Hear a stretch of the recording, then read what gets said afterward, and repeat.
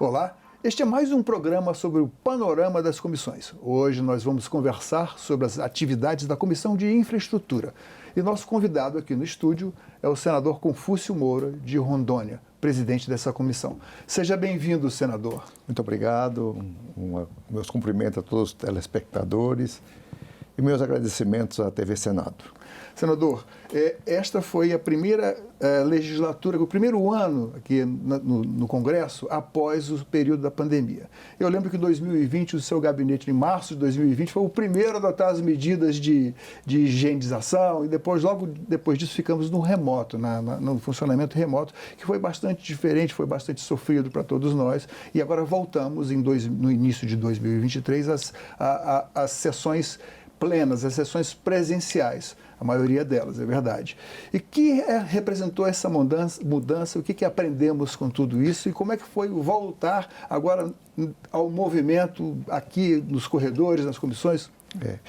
Primeiro foi um aprendizado muito grande, né, na pandemia, tivemos que improvisar. Inclusive o Senado foi muito rápido com as votações remotas, né? Que não existia a pessoa ficar lá no Maranhão, em Rondônia, votando à distância. A pandemia nos forçou a isso, mas a parte de tecnologia do Senado foi de uma agilidade muito grande. As empresas que prestam serviço nessa área conseguiram fazer essas criações rápidas, esses códigos importantes para que não parasse o ritmo, né?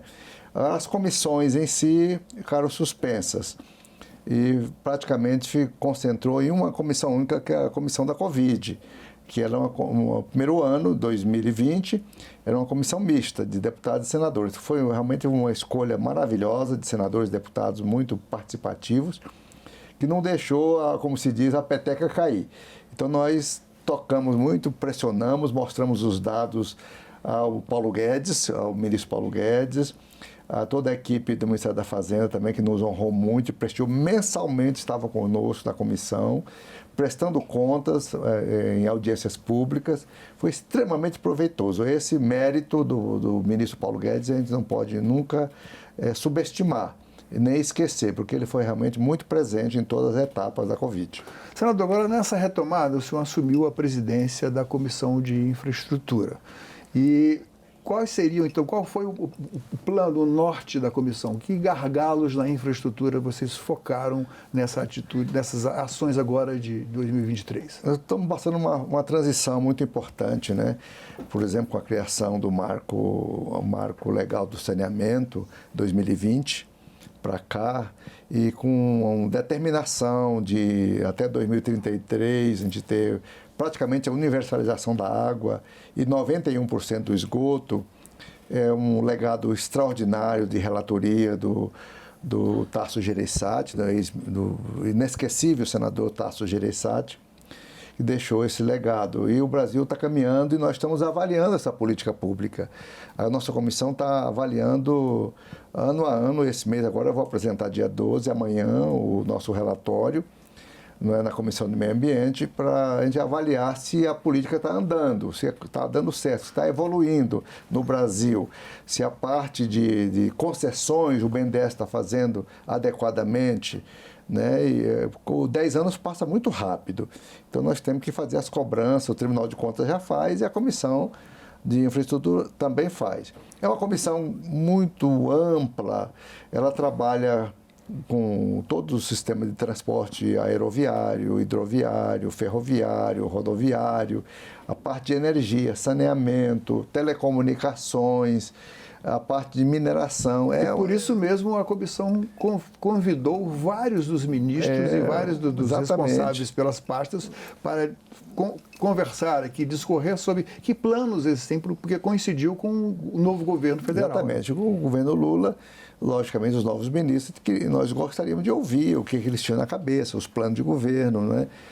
Falar sobre todo o planejamento. Veio a ministra Simone Tebet, veio o ministro Renan Filho e muitos outros, né? Veio da integração regional, Valdez Góes, o Alexandre Silveira, todos vieram, além das agências reguladoras.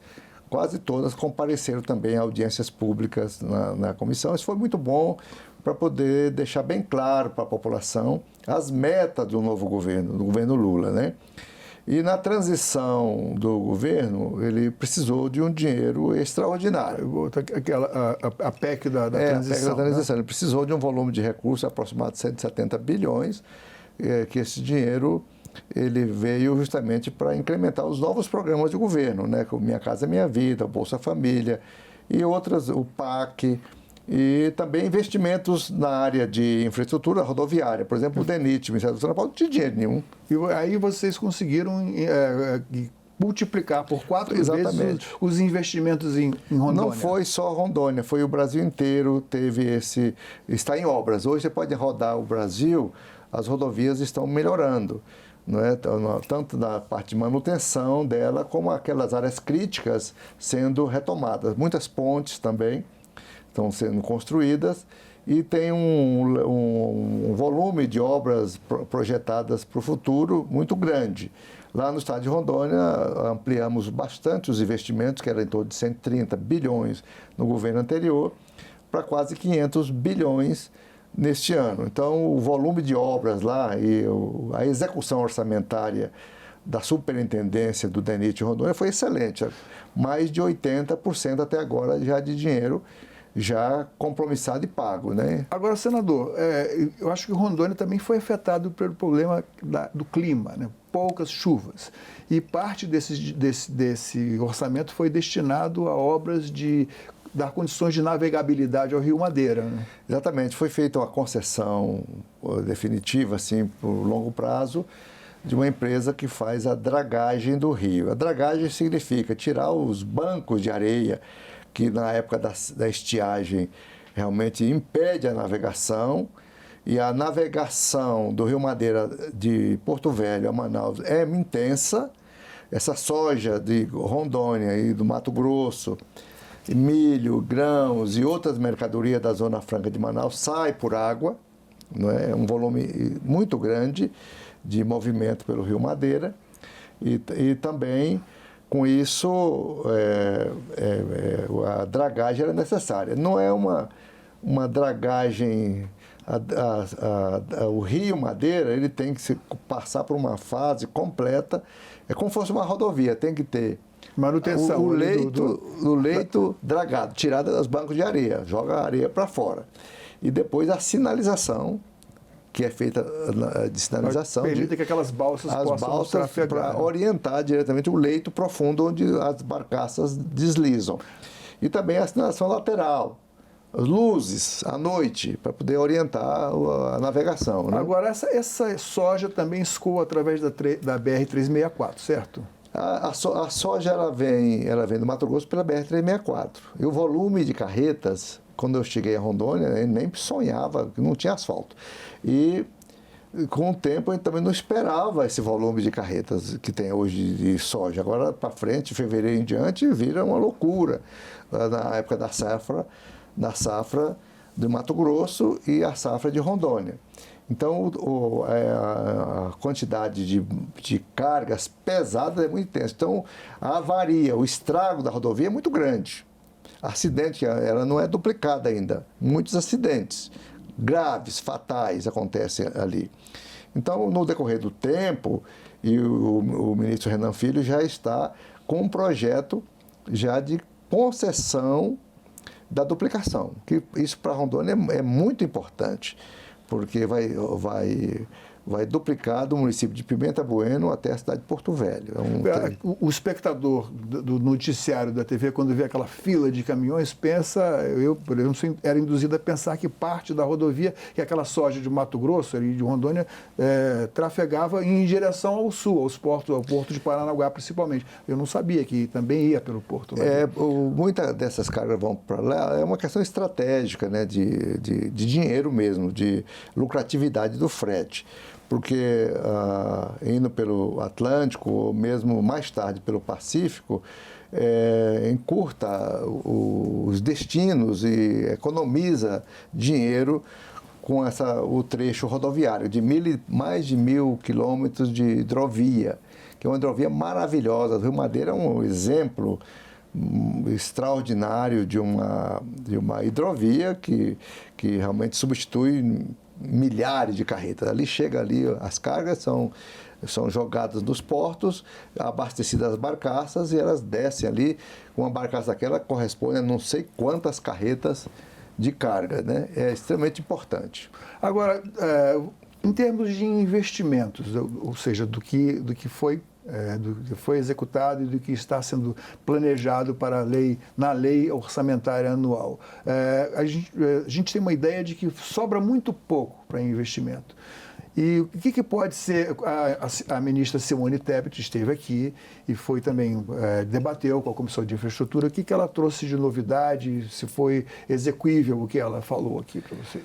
Bem, repete a pergunta para mim, por favor. Em termos de investimento, o Brasil tem muito pouco, né? A gente se queixa que o que sobra depois daquelas despesas obrigatórias sobra muito pouco. Como a comissão se comportou diante dessa perspectiva e o que a ministra Simone Tebet disse aqui na audiência? Com o dinheiro do audiência? orçamento não dá para fazer todos esses investimentos no Brasil. Em infraestrutura não, estou muito atrasado. Em ferrovia nem se fala. Em ferrovia, o que nós temos hoje em ferrovia é o que nós tínhamos em 1930. É um atraso brutal da intermodalidade entre rodovia, hidrovia e rodovia, e também aviação.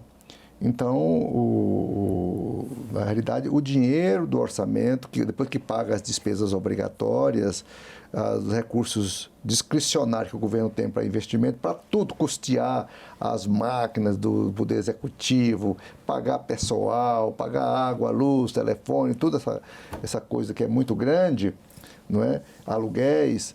Então, o que sobra para investimento é mínimo. Então, é impossível você fazer investimentos caríssimos, altos investimentos, com esses recursos de orçamento. Tem que ser concessão e chamar a iniciativa privada a participar. E o BNDES buscar dinheiro e também dinheiro internacional, recursos internacionais para investimentos. Na área de saneamento, já está sendo iniciado esses grandes movimentos, né, de concessões de água e esgoto. Você está vendo agora, São Paulo também está fazendo a Sabesp, o Amapá já adiantou bastante, já tem uma concessão para uma empresa chamada Equatorial, que pegou água, luz e esgoto, pegou todo o Amapá, e assim está caminhando o Brasil afora, já no cumprimento do marco legal do saneamento. Agora, senador, a Comissão de Infraestrutura, embora não seja aquela comissão que é terminativa em termos de aprovação, que tudo tem que passar, no final, pela Comissão de Constituição e Justiça antes que vá a plenário. Mas a Comissão de Infraestrutura, ela é assim, fulcral, ela é central quando se trata de assuntos que dizem respeito a serviços e obras de infraestrutura, e vários projetos foram aprovados de importância lá na comissão.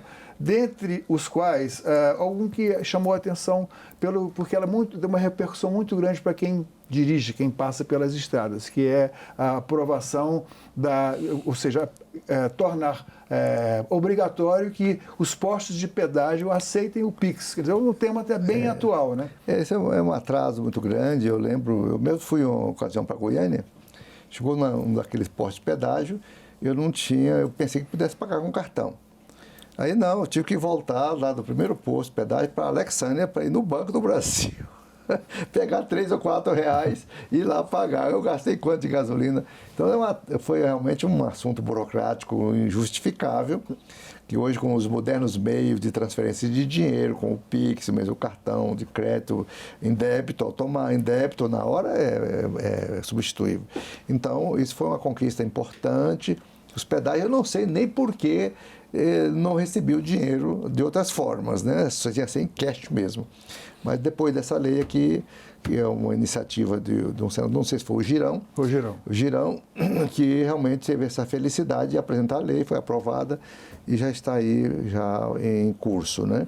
Agora, um outro tema que muito importante, foi uma outra medida que foi aprovada, é a obrigatoriedade de empresas que possuem barragens de rejeitos contratarem auditorias externas, quer dizer, dando maior credibilidade aos laudos, né? É porque isso precisa ser feito depois desses grandes acidentes no Brasil, que ainda existe até hoje, as sequelas deles, né?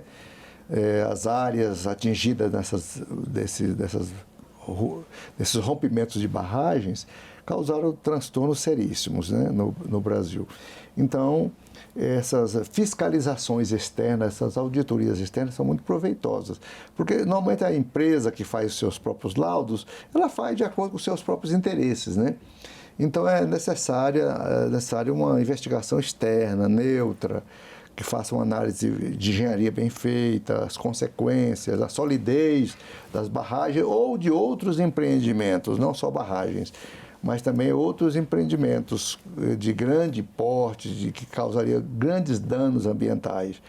Então, isso é uma conquista importante, né, que, além do mais, protege as próprias empresas, né? As próprias empresas. Então, com Mariana, Brumadinho e essa Braskem agora em Alagoas, a cabeça da gente, a cabeça dos empreendedores e os órgãos ambientais tem que o maior cuidado possível com a gente acha que a empresa ela tem um objetivo, está na Bolsa de Valores, tem que dar lucro, tem aquela coisa toda e aquilo vai avançando. E às vezes dá lucro para a empresa, mas os acionistas ganham, tem ganhos, mas a população o ganho, né? De dividendos para os acionistas e o prejuízo para os moradores que são desalojados, né? Por exemplo, as consequências da barragem de Brumadinho, rompimento, até hoje são visíveis para comunidades ao longo de todo o Rio Doce, até o Atlântico. Tudo foi atingido. Mexeu com as propriedades, mexeu com as lavouras, com os criatórios, com as hortas, com a criação de peixe, com o ecossistema todo, com os indígenas, foi tudo revirado. Então, essas questões dos empreendimentos, o pessoal muitas vezes fala assim, mas o Ministério do Meio Ambiente é muito exigente, esse licenciamento demora demais, é muita burocracia daqui, muita burocracia dali. Mas já pensou se não tivesse essa burocracia? Como é que não seria o devastador? Então, agora mesmo nós estamos aí discutindo a lei do licenciamento ambiental, a Lei Geral do Licenciamento Ambiental, que não existe no Brasil. Esse ano, como no Sul e no Sudeste tem chovido bastante, não houve o problema nós não estamos pagando aquela tarja amarela, tarja vermelha, né, na conta de luz. Mas um projeto aprovado na comissão, ele isenta dos impostos sobre essas taxas os consumidores. Né? Exatamente. Então, o leque de aprovação de projetos, lá na nossa comissão, foi o seguinte, lá não existe projeto guardado. Todos os projetos são distribuídos imediatamente. Eu não sei se tem estoque lá hoje de 3 ou 5 projetos, que às vezes o senador recebe e ele não se sente confortável em relatar. E a gente acompanha aqui nos 12 canais do YouTube da TV Senado e através, inclusive, também da internet, que a TV Senado disponibiliza todas as comissões ao vivo, aquela correria do senador, vou precisar que você presida aqui porque eu tenho que votar na outra comissão. Né? Porque hoje também ampliou muito, enfim, aumentou muito as lideranças de partidos, né, as fusões partidárias, e o presidente do Senado teve que ampliar mais o número de comissões. Aí fica um Deus nos acuda muito grande de um senador estar numa comissão, como eu sou presidente, e de repente eu estou relatando um projeto na Comissão de Meio Ambiente ou de Educação, que eu faço parte. E aí, daí a pouco eu tenho que colocar alguém no meu lugar rapidinho para ir lá fazer a leitura, aguardar a votação e retornar. Então ficou um corre-corre muito grande, uma inquietação grande, e certo é que a gente não pode ficar numa comissão sozinha, porque os senadores são poucos, as comissões são muitas, e tem que acomodar um como suplente aqui, outro como titular ali, e a coisa vai ter que correr desse jeito para poder dar quórum. Tem alguns que tem quórum especificado, né? Tem votações nominais, precisa de quórum mesmo. Então tem que chamar, o pessoal fica no telefone, senador, vem aqui, por favor, vem aqui, tem votação, tem que correr lá. Eu não sei se isso aconteceu com esse projeto aqui que eu vou mencionar agora, o seu projeto em que cria debêntures para as concessionárias de infraestrutura de serviço público. Claro que não é muito fácil de entender, o senhor pode explicar? Olha, debêntures, já existem as debêntures incentivadas, que foi criada, eu não sei o ano, não, foi 2017, 2018, as debêntures incentivadas já no mercado. Debênture é um papel, uma nota promissória, né? Uma empresa precisa de dinheiro, ela emite papéis, emite com um determinado valor. Valor. Eu preciso de 50 bilhões para quê? Então eu lanço no mercado e é remunerado, com a garantia do Tesouro Nacional. Então, com isso, as debêntures elas são incentivadas e agora nós criamos a debênture de infraestrutura, que eu relatei na nossa comissão. A debênture de infraestrutura é só mesmo para estrada, para ferrovias, hidrovias e rodovias. São de infraestrutura. Né? E também pega outras áreas. Então, as empresas vão emitir, ela foi aprovada pela Câmara, veio para o Senado, nós demos uma mexida adequada. Aonde é que nós alteramos as debêntures? Foi justamente no percentual dos bancos. Qual a vantagem para os consumidores? O consumidor ele ganha dinheiro. É uma aplicação financeira. Você ganha, você pode aplicar o dinheiro seu comprando debêntures e guardando as debêntures. Quando você precisar de dinheiro, você vende ela. Ela é uma mercadoria. Né? Um produto como existe os CDBs, as renda fixas, existe o Tesouro Direto, existe também as debêntures. Mas a finalidade é unicamente infraestrutura. E as empresas vão se capitalizar. E as empresas são capitalizadas. E quem tem dinheiro sobrando, aplica também nela. Faz uma cesta de aplicações, ações, renda fixa, debêntures, né? E outros tipos, modalidades de aplicações financeiras que são altamente rentáveis. Agora, na questão ambiental, a Comissão de Infraestrutura também avançou quando ela colocou as matrizes energéticas limpas, digamos assim, aquelas de energia renovável, dentro do Plano Nacional. Estamos vivendo um momento de transição energética, né? Agora mesmo na COP lá de Dubai, foi debatido, o tema central foi justamente a transição energética. Logicamente, os Emirados Árabes ali, eles têm interesse em continuar vendendo petróleo, combustíveis fósseis, altamente poluentes, responsáveis, em grande parte, por esse calorão que nós estamos experimentando no mundo todo, né? Então, a transição energética, que o Brasil hoje tem uma grande facilidade de sair na frente de todos os países do mundo, né? Nós já temos a eólica muito bem no Nordeste brasileiro, a solar avançando bastante, né? Muito. Nós temos também, além da nossa matriz de etanol, movimentado pelo... E dentro dessa área também ambiental, a comissão aprovou um projeto que permite a exploração do armazenamento de dióxido de carbono, né? Exatamente. Então, esses são dois pontos na moda atual, que é justamente a captação de hidrogênio comprimido para a produção de energia no mundo, que é a novidade, que nós estamos ainda no Brasil, ainda na fase inicial dos estudos, pela hidrólise da água, separar o hidrogênio, tem o hidrogênio verde, hidrogênio azul, outras modalidades de hidrogênio, que são altamente energéticos, e a compressão também do CO2 com fins para a finalidade de produção de energia.